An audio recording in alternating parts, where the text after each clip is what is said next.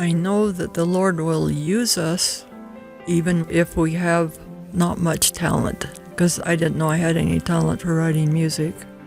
And yet, as I followed the direction the church gave me to write for my own, brighten my own little corner of the world, they put it. And so I thought, oh, great idea. And I did just that. And I started writing songs. Anything that the children can sing in a song will have much more staying power. And my heart was just in it.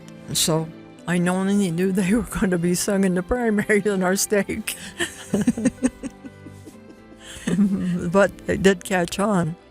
So a matter of testimony, it's just never been a question. It's just this total knowledge from everything I hear and feel, and especially when I write about it, I feel it.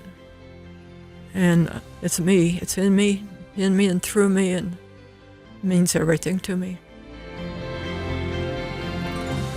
I'm Sarah Jane Weaver, editor of the Church News. Welcome to the Church News Podcast. We are taking you on a journey of connection as we discuss news and events of the Church of Jesus Christ of Latter-day Saints. Janice Kapp Perry has composed 3,000 songs and hymns beloved by members of the Church of Jesus Christ of Latter-day Saints. Her well-known repertoire includes primary hymns, A Child's Prayer, I Love to See the Temple, and I'm Trying to Be Like Jesus. She joins this episode of the Church News Podcast to talk about the power of music, sharing her testimony of the Savior, and the lessons she has learned during her remarkable life. Welcome, Sister Perry, to the Church News Podcast. Thank you, Sarah. It is such a pleasure to have you here. You are one of the women I have looked up to my entire life, even though we have never yet met till today. Okay, thank you. Well, I'm hoping that you can just start today and talk to us about how you came to love music, because so many of the people who will be listening to this podcast came to love music by listening to your music. Okay. A brief history of the beginning of my life goes like this. I was born in Ogden at a time when the church was encouraging people to move away and build up Zion. And so 3 of our families, my mother and her 2 brothers and their families, all moved to Oregon to do just that. I was just baptized the night before we left, left all my sins behind in Ogden, and we went to some unknown destination to start a new life. Our home was always full of music. My parents played in a dance band from the time I can remember, drums and piano. And they played for every single dance in school and church that I ever attended. So that kind of music was really fun for me. Back then it was waltzes, foxtrots, and line dances. But, they were good. They played all over Ogden for a while and then started in Oregon. Our home was always full of music. My siblings and I were a mixed quartet. And so we loved to sing and play our instruments around the piano. Mother taught me piano, and my older brother, Jack, taught me to fast pitch and love every sport. So I pitched for church and city teams until I was 40. My parents taught us that the main goal was to get good grades and go to BYU and earn a scholarship. I think that's every parent's goal for their children. It was definitely. So my brother Jack was first, and he graduated in engineering. My brother Gary in art. My sister Ann and I both studied music. Mother taught me also to love BYU sports early.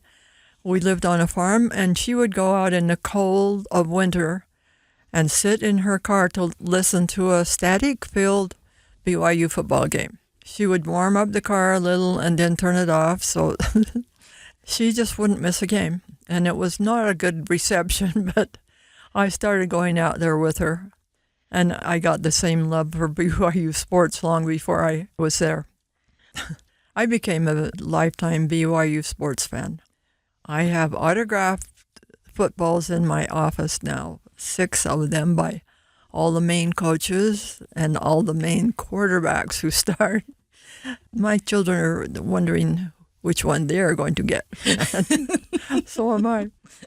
Bronco Mendenhall invited me to speak to the football team on my 70th birthday. He didn't know it was, but it was. And that was kind of a real highlight of my life. He gave me a white football signed by him, and at that time, the theme song for the football team was "We'll Bring the World His Truth," Army of Helaman. And they sang it at their firesides, as they did during his term. They went around and gave firesides. Well, I hope they sang happy birthday to you as well. They did after I told them it was my birthday. So I got to know several coaches a little bit, and the latest was Kalani Sataki. He spent a whole hour with me in his office, giving me some memorabilia. He said, "I can tell you understand football. Let's go talk football for a minute." And he said, "Do you have anything you want to get off your chest?" And I said, "Well, I did wonder in that last game why you went for it on fourth down when it was just not the time you normally would, and we didn't make it." He said, "You and every other person that loves BYU football wonder about that." But he was really sweet. During my BYU years, I had wonderful music theory teachers, Clausen Cannon and Quentin Norgren. And I played percussion in the band and sometimes in the orchestra. In a clarinet workshop my sophomore year, there was a handsome returned missionary. And just before I was to play my midterm exam on the clarinet, I was sucking on the reed and getting ready to soften it and play. And he nudged me and I said, "What do you want? I'm next. I'm getting ready to play." And he said, "I was just thinking those lips were made for something better than playing the clarinet." I promptly forgot everything I knew about the clarinet and squeaked and squawked my way through with it and went by his office afterwards and said, "Why did you say that right when I was supposed to play?" He said, "I just had to. The moment was there." So that nice man turned out to be my husband about a year from then, Douglas Perry. Backtracking a little in my high school years, I received the Music Directors Award, the Sportsman of the Year Award, Girl of the Year, and I just had to decide what to do at BYU, and my mom convinced me that music is a better occupation than sports, and it was true. Nothing was happening for BYU sports in the 1950s, 56 when I went there. There's wonderful things now, and I keep thinking, oh, if I had been back then, I maybe could have played like them on real teams. And anyway, I did whatever I could in intramural at BYU, but that was all. As I mentioned, Doug and I were married in the fall of 58, and he had to go into the service. He was going to be drafted at the time of our wedding, so he decided to enlist so he could get a better choice of where to go. Wanted to go to the Army Language School and study Russian. So we had 3 years after the end of my sophomore year where he was in the service and I was not at BYU. We had our first child at Fort Ord, Stephen, and 2 more when we, after his term back at BYU, when he was majoring then in Russian. And we had 2 more boys that were born in Indiana in his graduate school studies. One you met today, that's John, and the other was Richard, and he just lived for 8 hours because they hadn't solved the RH factor problem until just after I had already had children and was sensitized to it. So the later ones had to have blood exchanges and extra help. So we have one safely in the Celestial Kingdom, working on the others. After our years in Indiana, in graduate school, we returned to Utah. He had 3 years in the Army Security Agency, spent 15 months of them in Japan, and I went home with my first child, lived with my parents for 15 months. And played ball there on the old city teams and church teams. So you have these amazing kids and this great husband. What has it been like for you to be a wife and a mother? That was pretty much my only goal in coming to BYU. Truth be known, find a good husband and start my family. I didn't even know what I wanted to do in music. I worked in the potato sheds every summer to pay for BYU, and my father said, well, why don't you get piano lessons or something in your field? And I said, well, I like working in the potato sheds. And he said, what are you going to do with the musical training then that you're receiving at BYU? I'm curious. And I said, I don't really know, Dad, but I do know I will do something with music, and I promise you. He said, okay. And I didn't ever get back to school. Well, your life combines the things so many of us love most, which is BYU athletics and a love for sports and everything that is loving and caring for family, and then this love of the gospel of Jesus Christ and of music. So about the age of 40, you come to a hinge point in your life where you have played sports, you've been on all these recreation teams, and suddenly you have what I've heard you refer to as 2 lucky breaks. Can you tell me what happened and what sort of turned you in a direction where you started composing music? Yeah. Our TV broke, actually, for quite a while. We were living here in an apartment in Provo, and it broke, and we couldn't afford to fix it. We were students. Doug was finishing. So we didn't have any distractions. And I was trying to do the same things with my kids, to have them learn instruments and sing together and so forth. And the other part was that I broke my ankle in playing basketball with my nephew, playing a game of horse. And I jumped up to make a jump shot. I came down on his ankle, which broke mine. So I was in a cast, and it was very painful. And this is exactly when I got to writing music, because the next day after I got the cast on, the bishop came by and said, I'm just check on you, how are you doing? I said, well, I'll be laid up for a while. And he said, well, that brings me to my next question. While you're laid up, would you write original music for our roadshow? I said, what makes you think I can write music? He said, it's just a feeling. You've been going to school at BYU. And I said, well, I'm hurting a little right now. What's the deadline? And he said, oh, there's time. And he said, I want it all music, 15 minutes of music, because that's what the audience likes. And if we have original music, we get extra points, and we want to beat this certain ward. Nobody knows about that, but it was pretty competitive. It was my brother's ward.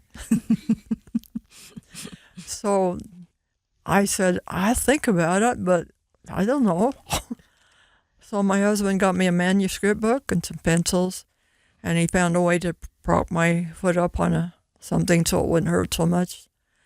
And I started writing all the music for the roadshow. And something magic started in me. I just thought, oh my gosh, this is fun to not write assignments for school, but to just write fun music. He wanted it upbeat, and so I just kept writing and writing and writing till all the music for the roadshow was done. I said, you need to get someone else to write the connecting script and to direct it. I'm no good at that. Anyway, we did it, and we won first place.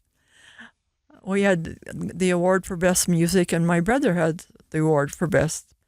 He's a BYU and church artist, Gary Kapp.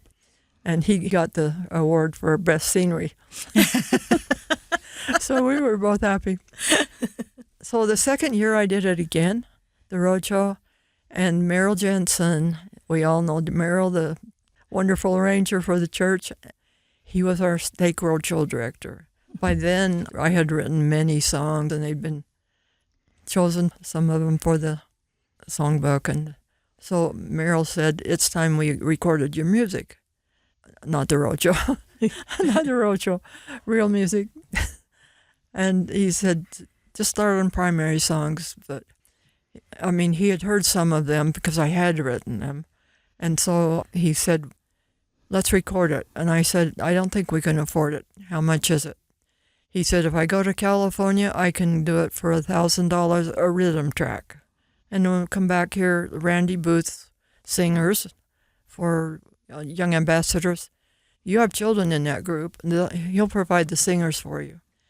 So he said, I think I could get him to do it for $10,000. I said, well, I don't have $10,000, so end of story.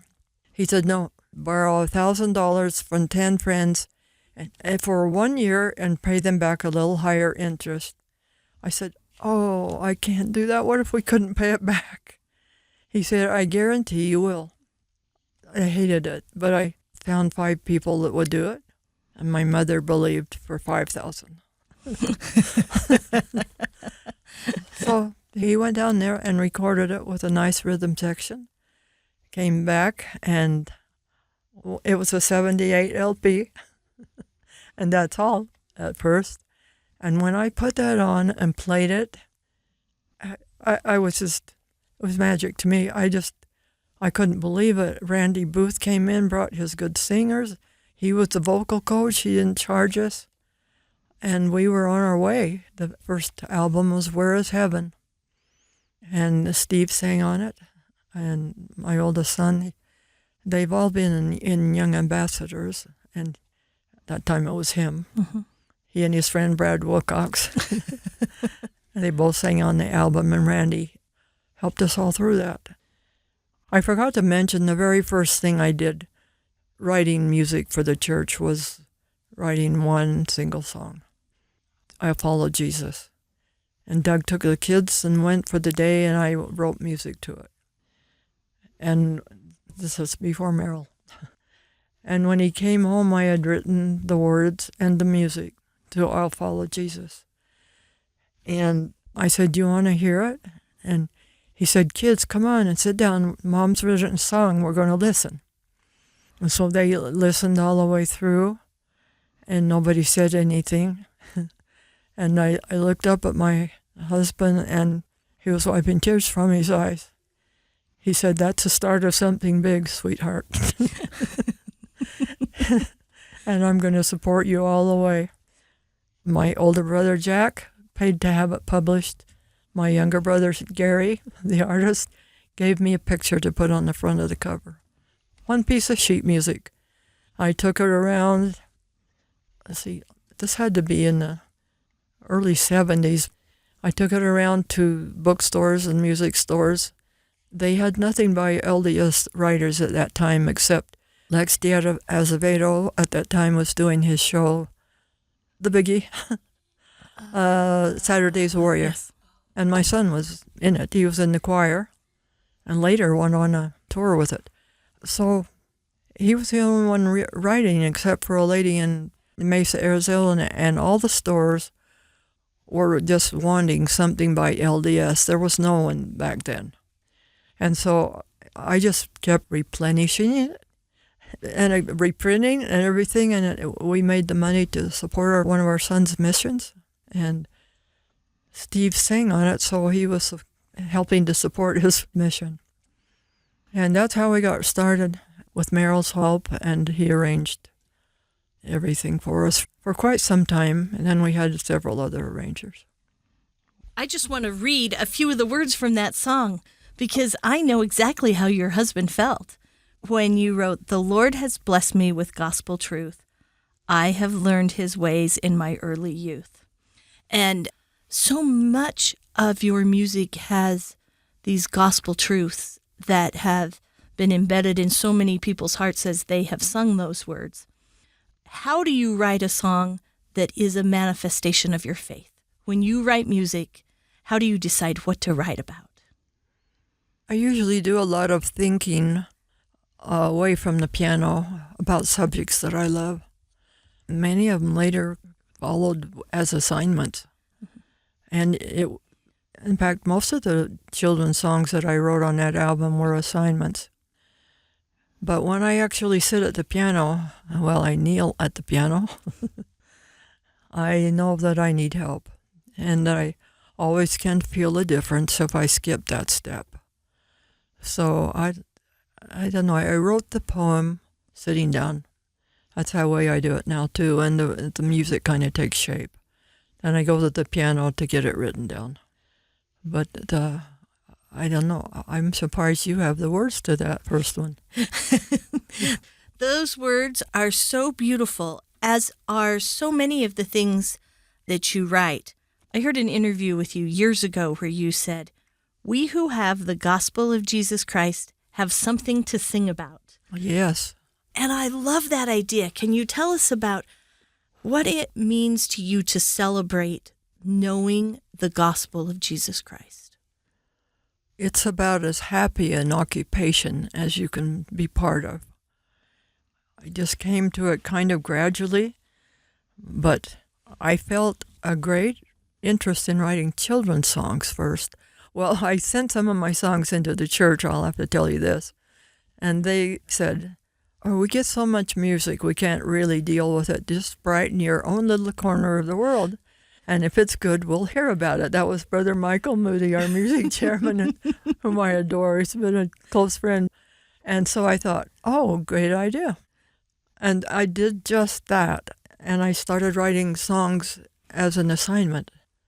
Because of the roadshow, I did start getting requests to write songs.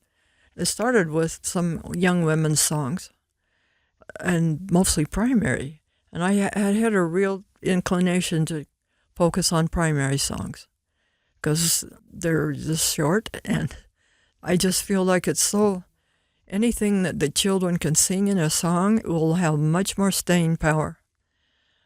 And my heart was just in it. So one of the songs was, one of the first ones was "I Love to See the Temple." And our Stake Relief Society president, they wanted to have a 5-minute temple time at the beginning of every primary that year. And she asked if I would write something that we could sing during that time. And I loved that assignment. So when I was growing up, we had no temple in Oregon. But when we went as high school students to the temple, it was Idaho Falls. And every time we came around that corner and you see that beautiful temple, the thought just came through my mind, I'd love to see the temple. And I thought, oh, I'll call it that, because I do. And so I wrote that song, and I can't, a lot of my songs won a prize in the church contest, but I can't remember all of them. I think that was one of them. Well, and I have traveled all over the world on assignments for the church news, and I have heard the song "I Love to See the Temple" sung in so many different languages, in the Pacific, in Asia, at temples in different European countries and in those respective languages. Did you have any glimpse that the words you were composing would someday be played around the world, very literally? I only knew they were going to be sung in the primaries in our stake. But they did catch on, and I think it was published in The Friend, and that helped. Mm-hmm. I love to see the temple. It reminds me of the baby we lost. You know, that because we're sealed in that temple, and we mentioned that in he's ours. And we have that to look forward to. We have one for sure in the celestial kingdom. Robert Barrett, the artist, was in our stake, our ward. And before we went on our mission later in life, Doug and I had him paint a picture of all 5 of our children, with the one in white. They were all teenagers. And so I said, create him to fit with them and look like my boys and my husband. Wow. And he's in a white suit, and the others are in dark, and that's a treasure. So that's why I love to see the temple. And that phrase, one of the sweetest stories I heard was one of President Gordon B. Hinckley's daughters was traveling with him and his wife to a dedication of a temple in a foreign land. And She showed me a picture later. I thought she said 800 children in white. I don't know if that can be right, but it looked like it. Singing, I love to see the temple in their language. What a beautiful, beautiful imagery. I think one of the other songs that I've heard in other countries and children sing in different lands is A Child's Prayer. Can you tell us how that song came about? As a little background, I had written a song like it for adults because right when I started writing music, my hand curled up like this and my wrist pulled down and I couldn't play. And I had a really bad year till I got used to it and found ways around it and had blessings, said it would be well according to my faith.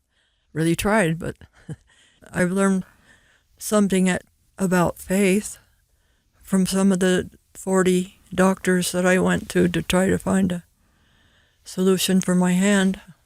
40 of the specialists on the hands and then just osteopaths and then quacks that thought they could heal anything. I tried them all, 40 of them, and I went to the hospital at University of Utah for a week. Every one of them said, if you stick with me, for a little time, we can solve this. And every one of them said at the end, we can't solve it.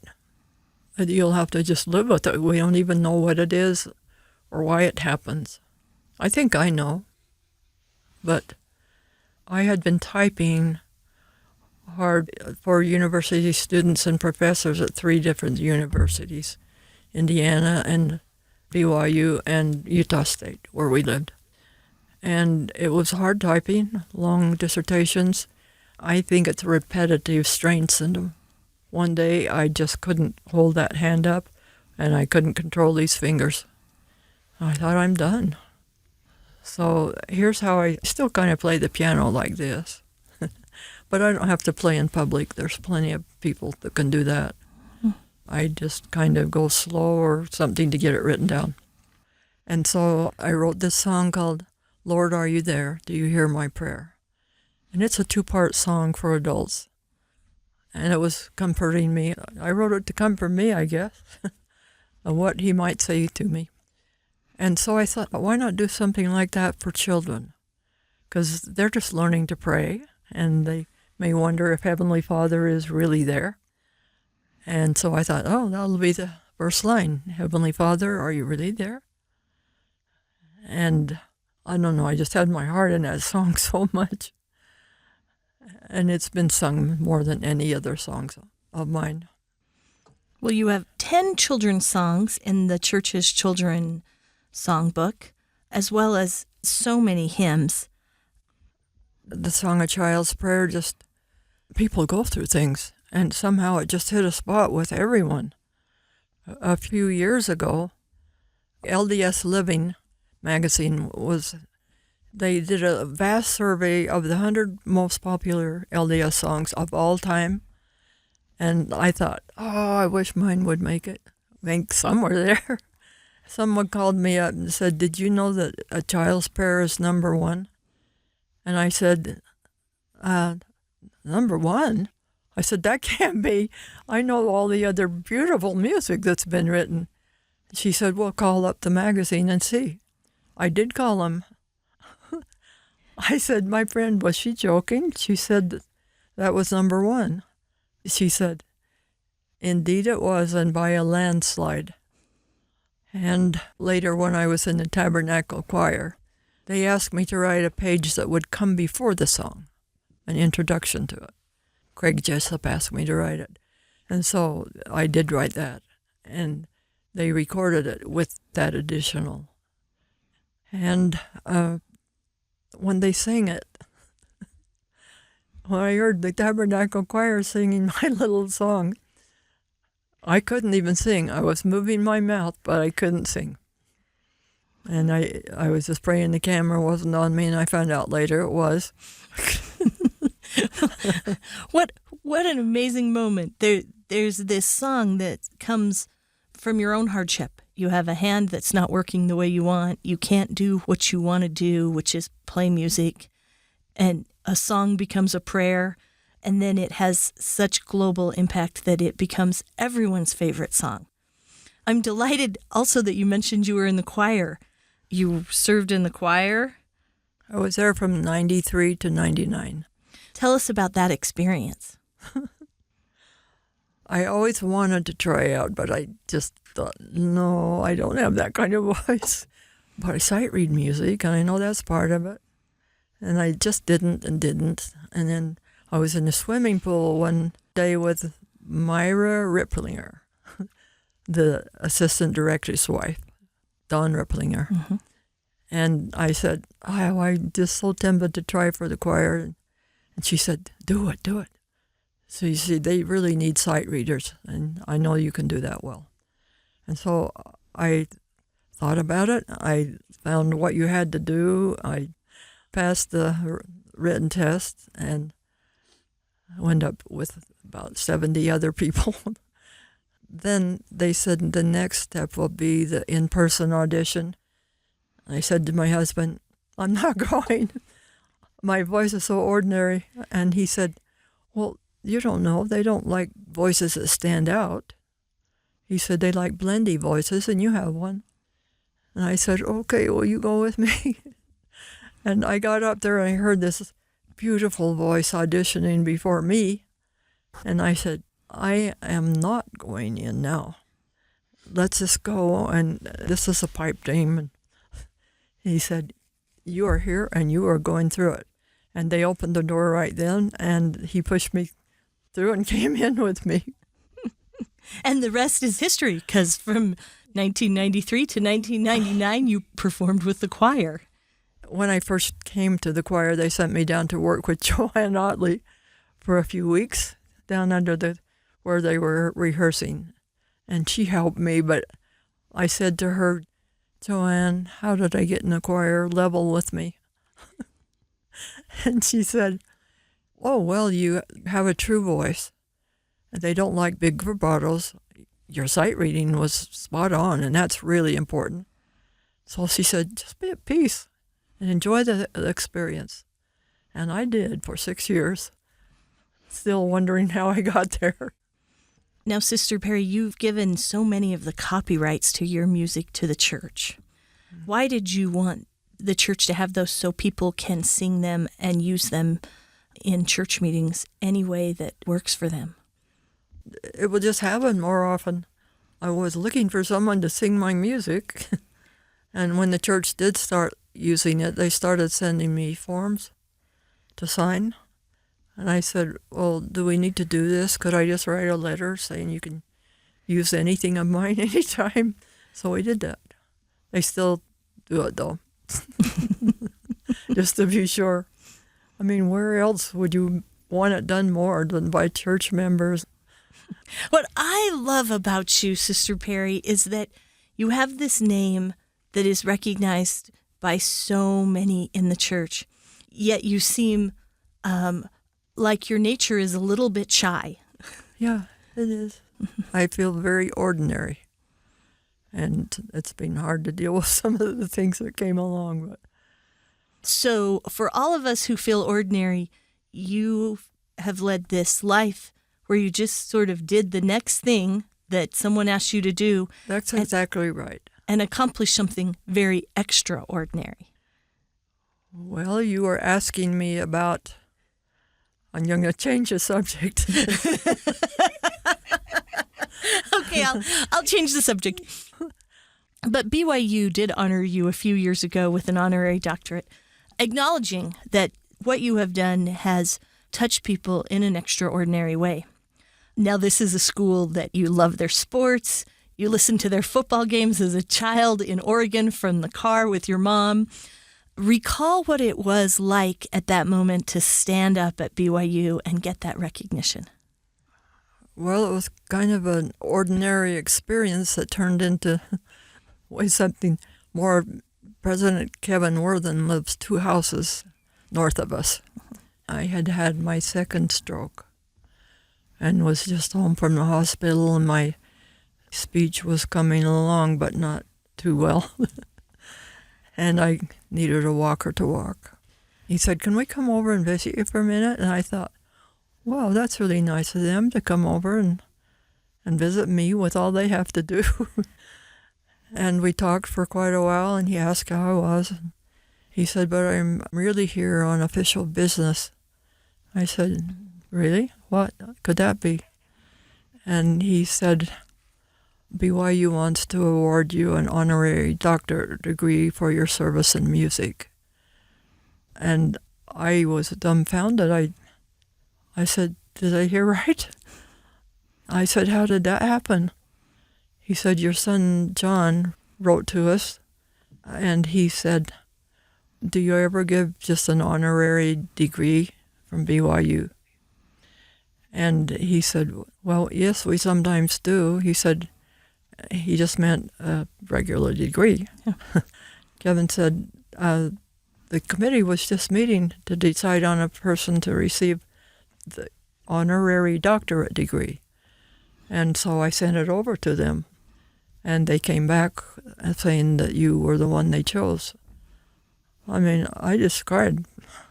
I just thought, well, BYU, I love you.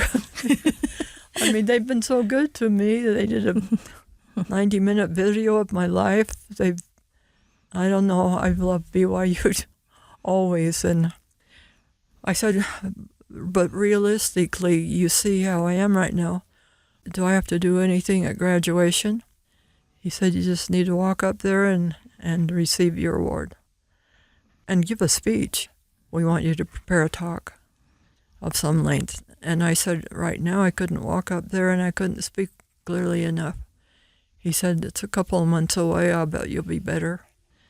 And I fretted about that, and I finally wrote the talk. I thought, am I going to use a walker to go up there? No. I did write it and got it all ready, and I heard graduation was canceled for COVID. And I called their office and said, "I don't have to speak, do I?" And they said, "No, but write your talk. We do want to publish it."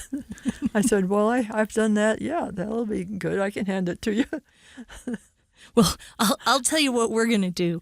We will link to that talk from this podcast copy, and we'll also include some pictures of you and President Kevin Worthen when he presents you with the honorary degree. I love that picture too. He's got gloves on and a mask. It was such a hard time, but that picture became a bright light for many of us. Tell us about some of the struggles you've had with your health. It had to be frustrating to try and recover after having a stroke. The first stroke I had was just out of the blue.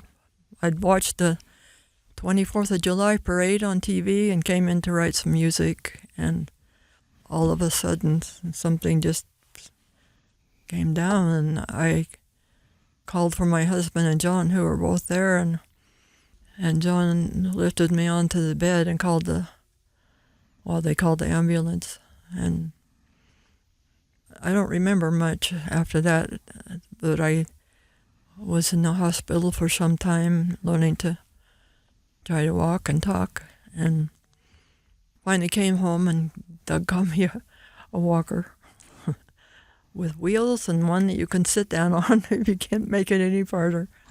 And I said, "Well, I can't use that yet." And he said, "Yes, you can, because you've got feeling in your hands and the bottom of your feet." They said that made all the difference in my being able to walk.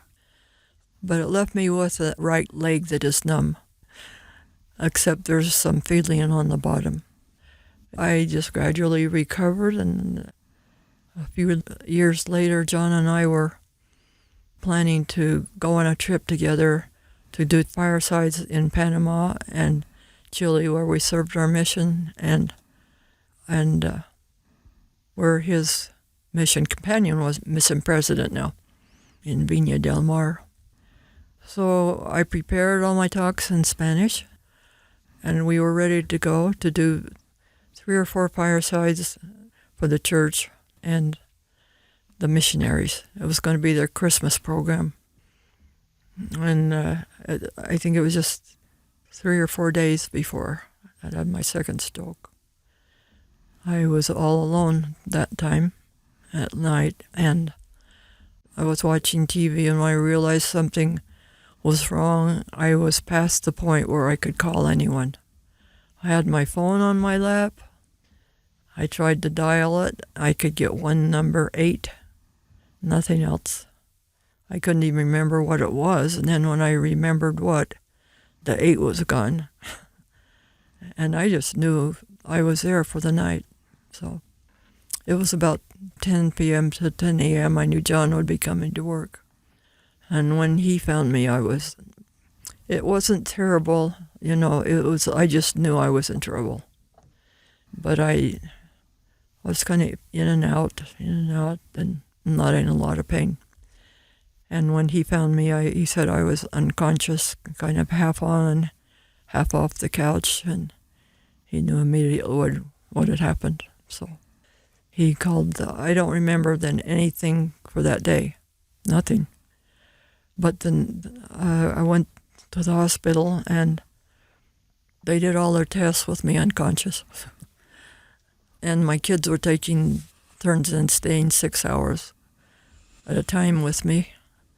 And the first thing I knew, the next morning, I was conscious of hearing and understanding what there was going on. And it was the doctor saying, "Does your mother have an advance directive?" And I thought, oh, I hope they know I do, because this would be an easy way to go, not hurting.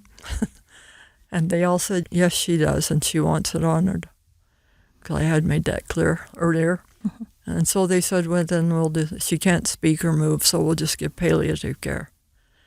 And I thought, this is perfect. And then the next morning, my son Robert was sitting with me. It was his turn. And he said, "Mom, are you awake?" And I said, "Maybe." He said, "You moved your leg a little and you moved your hand." He said, "See if you can do it again." And I did. And he said, "I'm going to call a doctor." And he said, "This is different. Get you right up to the therapy ward, and we'll have 6 hours of therapy for speech and walking and the balance. And we'll just keep you here till you're on your way." And I was coming out of it, to a point where I could do it. So a week in the hospital there, and the day I came home was when Kevin came over. Wow.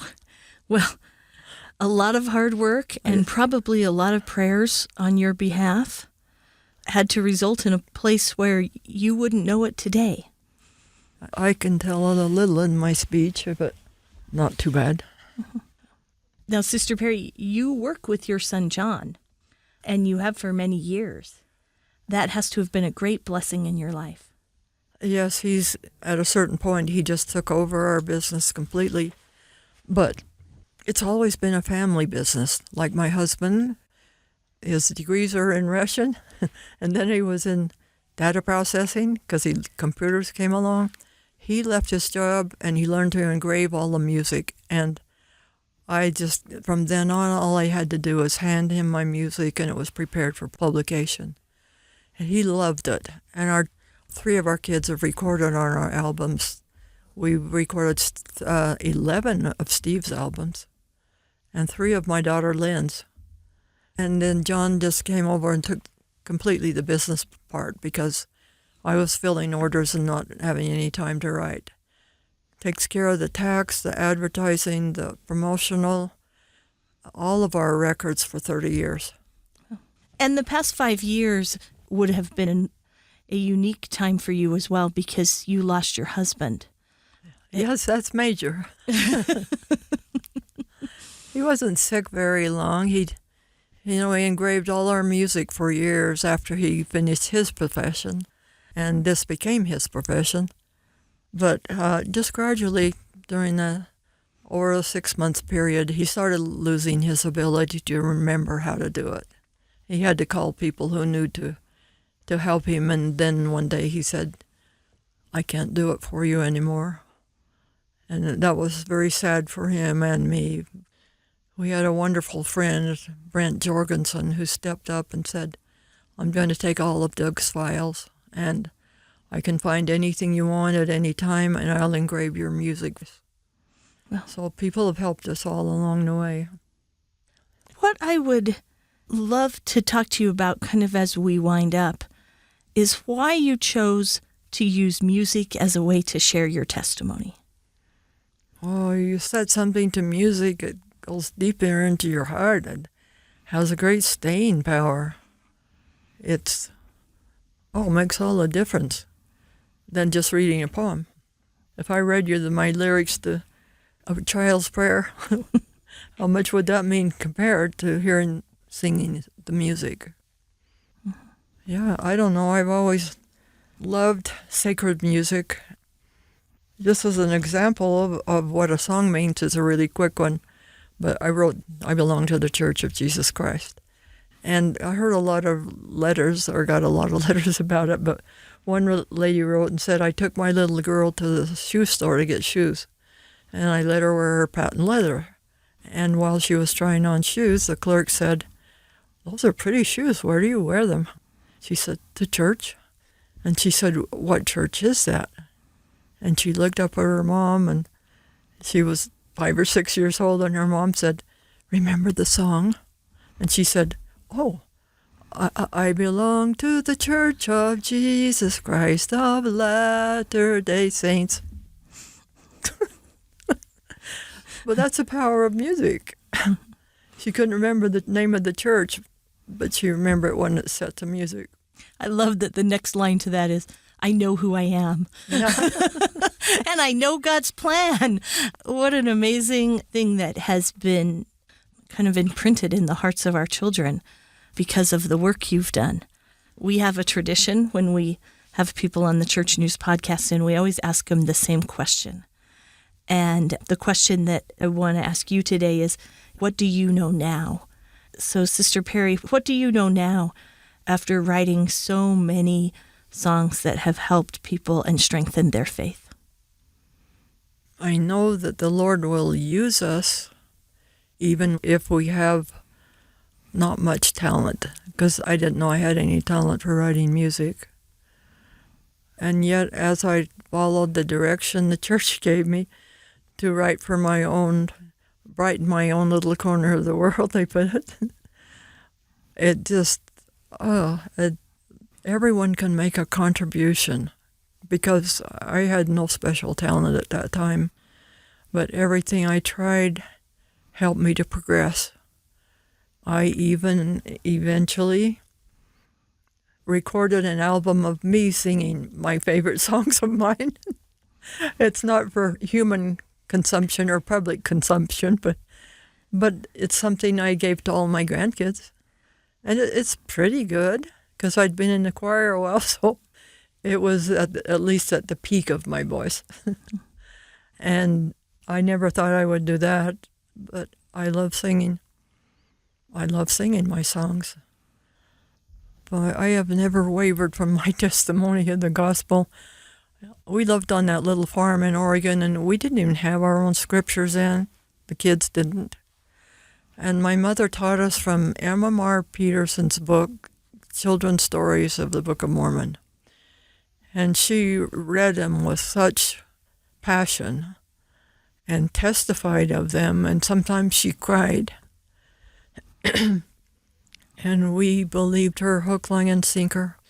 Never have any of her children strayed in the least from the full testimony of the gospel from her and from my father, who was a good church leader and a hardworking farmer as I grew up.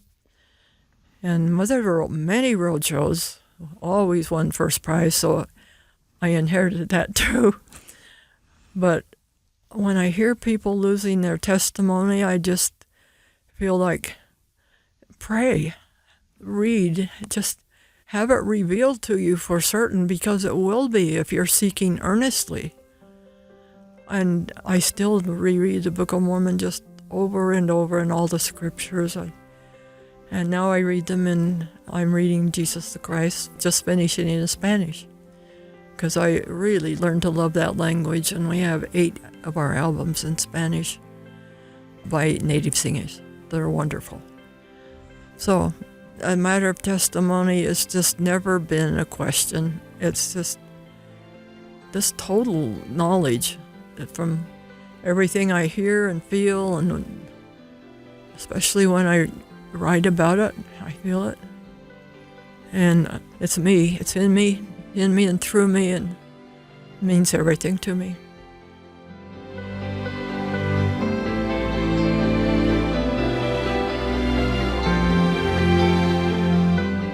You have been listening to the Church News Podcast. I'm your host, Church News editor Sarah Jane Weaver. I hope you have learned something today about the Church of Jesus Christ of Latter-day Saints by peering with me through the Church News window. Please remember to subscribe to this podcast, and if you enjoyed the messages we shared today, please make sure you share the podcast with others. Thanks to our guests, to my producer, Kellyanne Halverson, and others who make this podcast possible. Join us every week for a new episode. Find us on your favorite podcasting channel or with other news and updates about the church on thechurchnews.com.